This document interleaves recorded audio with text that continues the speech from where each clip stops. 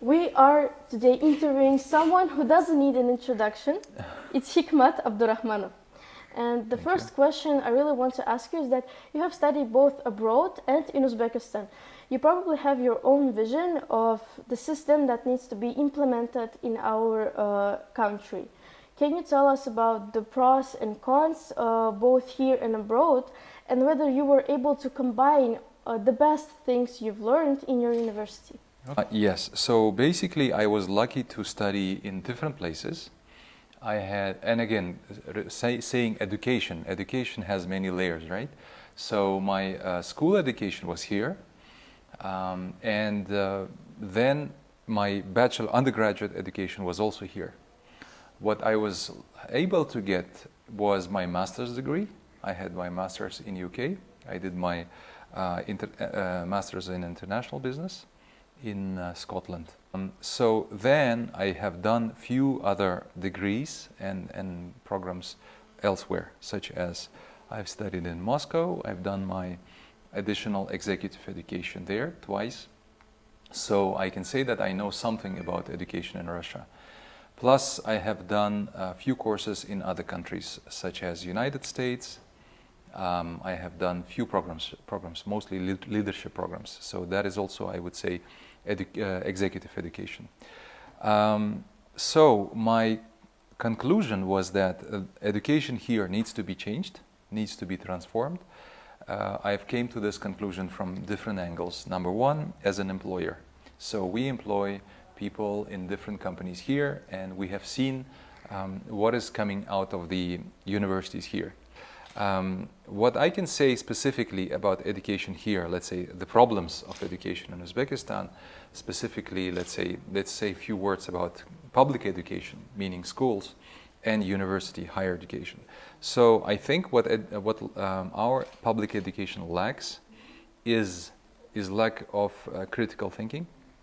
The problem is obviously with the methodology, meaning that unfortunately, public schools in Uzbekistan were not able to develop free thinking, which is, I think, critical, especially in the dynamically changing environment.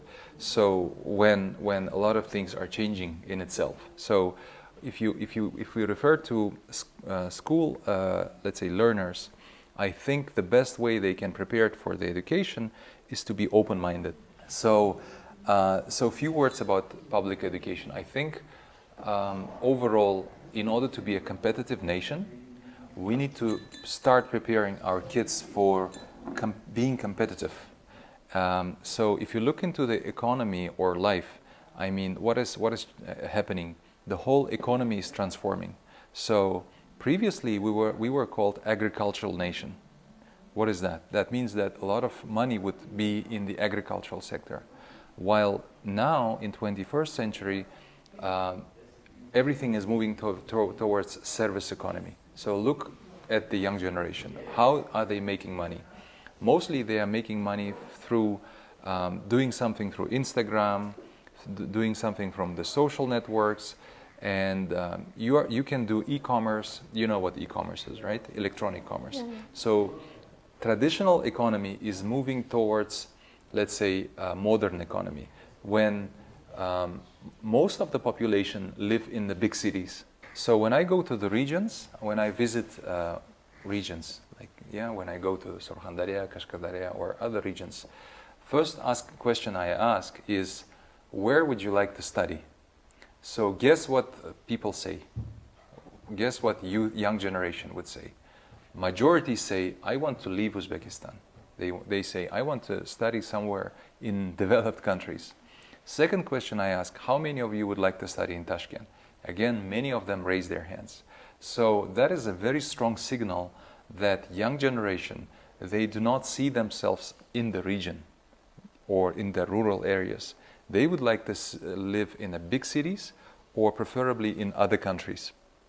So that transforms our perception about education. Answer is really that we should prepare an education system where young generation would like to be in a bigger countries, developed, let's say, cities or urban cities. That completely changes your understanding of how education should look like. So this is one thing. Second thing, when we speak about higher education, it's the same thing. Previously, like in 20th century, previously, if we ask your parents, or if you ask my parents, their traditional understanding about education would be that I would work in one company for the whole life. So that would be their standard perception of their careers, let's say. But if you ask your peers currently, where do they like to work? What would be the answer? I think they would say, I want to try different options. I want to work here and there. I want to work in a nice work environment. I want to have flexible options. So that also imposes a completely different understanding of education in the 21st century. So that's the way how I want you to approach to this thing, is that we should understand expectations, we should understand aspirations and dreams of the young generation. You should not teach a student specific knowledge. I think what a modern university should do is to create an exciting environment where students will be able to learn how to learn. They should be able to spend less time in the classes and more time within the campus. Guess why? There is a special reason for that. Because schools, standard schools and standard universities, let's say state or public universities and public schools, they think that pupil or students should be taught in the classroom, which is not exactly what is happening in the whole world. Students get education not in the classes more. They get education through communication, through spending time together, through being closer to the let's say practical stuff, not to the PowerPoint presentations or the billboard. So education, the concept of education has completely changed. So let's say creating open environments is very important for learning these days. That open environment, that creative environment, gives you much more knowledge and communication. You learn from each other rather than learn from a teacher who knows everything. So previously, how did it work? Like, teacher was a person that had knowledge, and the task was to share that knowledge to the audience. Right now, how does it happen? You no longer learn from the teacher himself or herself. You learn from the gadgets. If you want to know something, what do? You Google that, right? You get the information from Google, from the tab, from the devices and everything else. So what is the role of the teacher? The role of the teacher is to be facilitator. The role of the teacher is to facilitate the learning process. And how does that happen? A facilitator should ask questions rather than give specific answers. That completely changes the attitude toward learning. So what we should teach currently is ability to look for information. So kids or students, let's say, should be able to find information by themselves. So how do you do that? You give them right questions, or you direct them to get the knowledge, rather than vertically share the information. So that is completely different in terms of what outcome you expect. There's a complete difference between what happened in the 20th century and what is happening in the 21st century. It is influenced by culture. It is influenced by digitalization. That is, pushing every one of us into completely different way of learning. And I think societies are changing. Thank you. Your answer was really elaborate and it was really interesting. I'm sure you were able to eradicate all these problems that education lacks in your university about critical thinking and methodology. I'm sure in your university it's quite different from others, right? Yeah, well, I should say that this is not an easy journey. Why? Because a lot of people who were abroad by the traditional system, it is not easy to completely change the environment, especially when we know that kids, they were brought up by their parents. So when they come here, obviously this transformation happens gradually. It's not like we can change their approaches in one day. So Team University really wants to create a safe space for change. And at the end of the day, it's like 4 years journey. So, and half of our staff, I mean, faculty members are coming from different countries. So I think when you ask students, how do you describe education at Team University? They would say it's very different from others. It's more hands-on. So we do a lot of case studies. We take them to the companies. We want them to see how the real life works. So we don't want them to be very attached to books. We want them to be very much, let's say, organically connected to workspaces, because life is changing so quickly that even if you learn something from books, if that is not implementable to our reality, they will get demotivated because they cannot implement that knowledge. Yes. Other question I wanted to ask that are you ready to share, or maybe you are already sharing the best achievements of your university with other universities and educational programs, maybe in Tashkent, Sure. if you have such platform to share experiences? Well, I'm happy to see that there are many young private universities popping up. As I know, there are approximately 100 now in Uzbekistan. Going back to 2019 or 20, when we just started, we were among the pioneers. Probably you could count them on your one hand. Now, approximately 100 young players are there.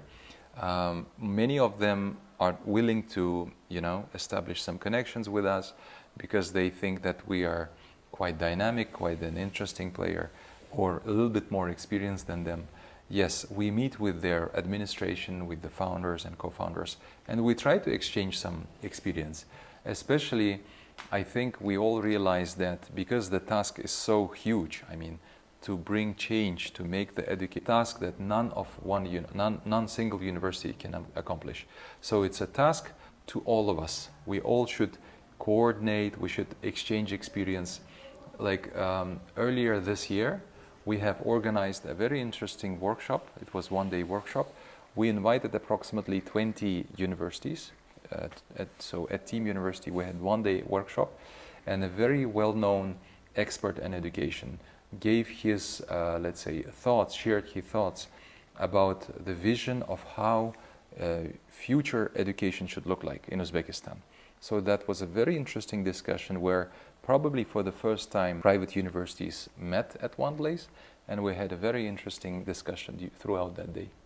Would you want to have like a digital platform where you could share this aside from Ministry of Education? Maybe platform where separately private schools, private universities could share their best qualities. Shahrizada, I'm not very much a big believer of online platforms which are not connected through personal emotions. So I know so many interesting online platforms that don't work because people don't have trust towards each other. So my suggestion would be, I mean, even if that kind of platform would exist, is that first they would establish personal connections. Like I meet rector of such and such university, he meets me or she meets me. And then first we establish personal connections. We see that we are human beings, we have common values, we have common interests, and then those platforms can be a tool that would help us. Because these days we have so many different electronic platforms that they compete for our attention. Like how many apps do you have on your phone? You have Google, you have Telegram, you have TikTok, Facebook, Twitter. You have so many competing platforms that another platform probably would not get our attention unless we really know that there's a value in that platform. So my suggestion would be that we first establish some kind of a club, let's say some informal club where we meet for breakfast, let's say, every Monday or every Tuesday or once a month. We meet with those leaders of the universities, or students meet among themselves like we do now, and we have personal discussions. So when we establish informal connections, then we can establish some Telegram group. Then we can start feeding that source, electronic source, with some knowledge and experience. So that's my approach. Thank you so much.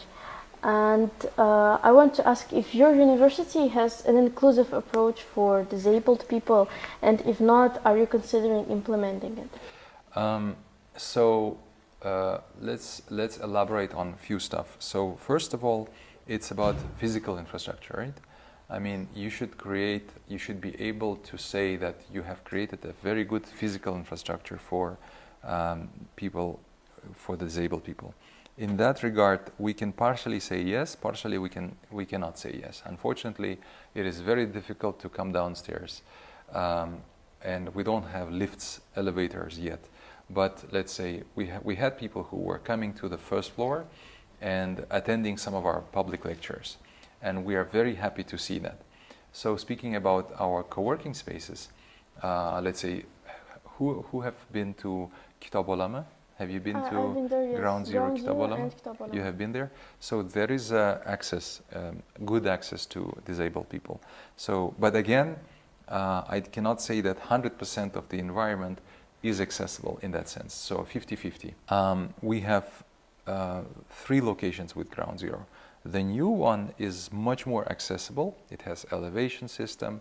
It has good access for people on the wheelchairs, etc. So that's number one. Secondly, when we have to speak about, let's say, digital access, maybe you are referring to blind people or deaf people, right? I mean, so in that regard, it's difficult to say that we have succeeded yet. I remember that at Ground Zero, we have done fundraising for Braille printer. Do you know what Braille printer is? It's the printer that would print out sheets with the small dots when blind people actually can read through those dots. We have done fundraising for that. But again, unfortunately, in Uzbekistan, we cannot say that this is really developed. There is a lot of things that has to be done in that regard. You are a very educated person, and you have a wide range of contacts, and you're developed in many areas of your life. Mm-hmm. And can you tell us how you feel about science in general, not only both humanities and technical subjects? Well, I think overall, I believe that science would define future success for any society, including Uzbekistan. Why? Because so my approach to science is that science helps you to look into the future. Let's say, going back, speaking about technical sciences, be it, let's say, so science is related to biophysics, biochemistry, or let's say anything related to physics or chemistry, or let's say any science, technical sciences. Big problem that I see there is that it's very detached from our reality. Like if you speak to business people or to private sector in general, and you would ask them, how many decisions or how much money do you spend on innovation? You would hear probably in many cases that connection to science is zero. Like they don't invest any money. And that is a problem because such countries like United Kingdom, United States, they have so much laboratories, research and development centers. Universities allocate a lot of money towards science. And do you know what endowment funds is? Like endowment funds? Have you heard? No? So any university have an endowment fund. Yeah, that is something. When you go back home, maybe you can do a homework. Please write down the word endowment fund. So let's say Harvard University. You know Harvard University, right? Sure. Has endowment fund, which is approximately $50 billion. Can you, let's say, imagine how much is that? Yes. Is that a big amount or a small amount? $50 billion. So I will say that it is approximately equal to the budget of Uzbekistan. So just for you to understand the scale. One university spends approximately the same amount of money as the whole country of Uzbekistan, where 36 million of population live. So that is giving you an example of how much money they spend on science, innovation, research. Yeah, just one university. We have lived in there's a city called Cambridge. Do you know a city called Cambridge? Where is it? No, that's wrong. Yes. In US, where? Okay, so Harvard University is located in the city called Cambridge.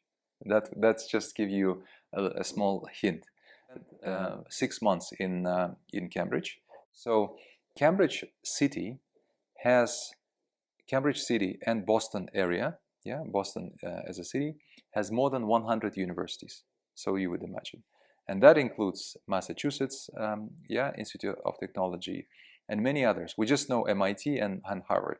So besides MIT and Harvard, there are approximately other 100 universities located there. And that is like a huge global hub for innovation. If you walk in Cambridge City, you would see so many corporations doing research. They have their laboratories. They spend so much money on R&D. You know what R&D is, right? Research and development, yeah? So that gives you an example of how much money and efforts are spent on innovation, meaning on science. The same thing is in Singapore. You know Singapore as a city. It has huge investments into science. The same goes to Cambridge in UK, which you referred to. Cambridge University, I've been to Cambridge University, is surrounded by corporations that are there just because Cambridge University is there. So universities are very much linked to corporations, and they have technoparks, they have a lot of centers that spend money and efforts on innovation. Why do they do that? Because they are trying to build competitiveness. They're trying to find something that would define, let's say, future competitive advantage. So there's a guy whose name there are two, let's say, gentlemen whom I like, who have special, let's say, quotes on innovation and entrepreneurship. One is Joseph Schumpeter. He was one of the first ones to refer to innovation and entrepreneurship, and Peter Drucker. So both of them, back in 20th century and 19th century, said that entrepreneur, you know who entrepreneur is, right? A business person. They said that entrepreneur is the person who spends money on innovation, who does innovation because they want to be successful. So any entrepreneur in the country is pretty much doing innovation because he wants to get competitive edge or competitive advantage. And that's the way how countries become competitive. So one big center for innovation is Silicon Valley. Reminded me about this morning, that 8 years ago we took a big delegation of Uzbek entrepreneurs, businessmen, to Silicon Valley. And we have visited such cities like San Diego, obviously San Francisco, Palo Alto. These are the places where Facebook, Google, and other companies are located. And that place only has so much investment, money, and innovation that, attracts talent from the whole world, pretty much. So kids like you are dreaming to get to universities in Canada, in the United Kingdom, in US. Why? Because universities provide opportunities for let's say, research and development, and they are centers of innovation. So going back to your question, I think science, be it humanitarian or human sciences, let's say, not humanitarian, human sciences or technical sciences, they define future competitiveness of the society or of the country. That is why it is very important that universities, private universities and state universities, they allocate some money, funds, to, let's say, stimulate that kind of efforts. Thank you for your answer. Also, I wanted to ask that, do you think that science affects your business or your business affects science in some way? Unfortunately, no.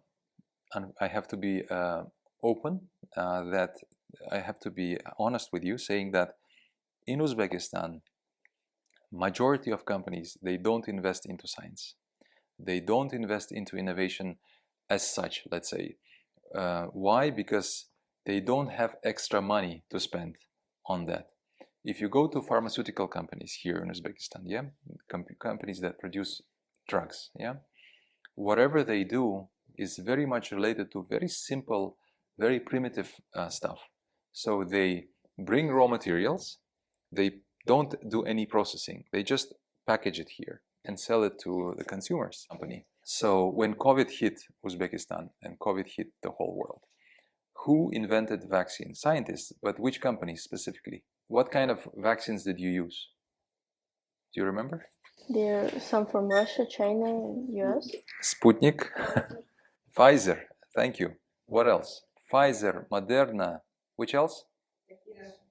I've never heard about that, but probably that's also a great vaccine. So these vaccines were like discovered by scientists, right? So Moderna, Pfizer, these are the companies that invested millions of dollars into innovation. And they do that on a regular basis, right? So these giant companies such as Mitsui in Japan, BASF in Germany, I mean, there are many, yeah, in chemical industry, in pharmaceutical, in even the, I'll give you a small example. Have you seen that tape that is called 3M? They have done huge innovations to find new ways of sticking, even the sticky note. You know the sticky note, right? That is the product of 3M company. They have innovated this. They found this way of sticking the paper through innovation. Maybe you don't think about this as an innovation, but back 30 years ago, that was a huge innovation. Or let me give you an example. The iPhones that we have. How much money do they spend? Yeah, Apple Corporation spends to find new ways of using the lens, giving you nice colors, or Sony as a corporation, the camera that looks at us. Yeah, so these are the leaders of global innovation. Why they're always coming up with the new products or the Apple Watch or whatever we know technological? Because they spend billions of dollars, hundreds of millions of dollars to stay on the edge of the competition. Let's come back to Uzbekistan. How many global champions do you know in Uzbekistan? Zero. I mean, we don't export anything innovative. So that is the answer to your question. Even big companies such as Korzinka, I don't know, which companies come to your mind? Uzbek companies. Artel, GM, Akfa. Ask them a question, how much money do they spend on innovation? I think their answer would be very close to zero. Because they don't have extra funds. They need to compete on the basic stuff. So directly, unfortunately, private sector doesn't invest into innovation. State companies, they don't do that as well. Why? Because our economy is not very competitive. What we do, let's say sometimes, let's say we try to improve existing services and products, yeah? Let's say we have a co-working space. We try to come up with a nice new design. Yeah, like 10 years ago, our perception of a good design, how it would look like. It would be brown, maybe walls, very classical, traditional tables and chairs, yeah? But through, let's say, a decade, our understanding of the design, interior design, has changed. How does it look like now? It looks more, let's say, trendy, right? You have informal setting, you have open spaces, you have different lights. Can you call this innovation? Well, maybe, but it's not actually innovation. Well, in a way, we try to improve. But when you say innovation, I think it is like inventing new way of lighting. That is innovation. 20 years ago, light bulbs, they would consume 100 watt, right? Now they're just consuming maybe 2 or 3. That is great innovation. But none of that happened in Uzbekistan. That is something that was invented in Japan, in United States, maybe in UK or Europe. Then it moved to Asia to make it more massive, scaled. And then from Asia it came to us. But we're not really participating in that global innovation. We're probably more consumers rather than inventors or innovators. We all know the level of corruption in the country has a huge impact on the development of both education and science and innovations. Do you have similar teaching methods that allow your students to study according to the principle of anti-corruption compliances? Yeah, great. I feel that this question is a very, very serious question, and it can easily be voiced somewhere in the parliament. or let's say in some other serious organizations. But it's great actually that you are raising this topic. By the way, a small, let's say,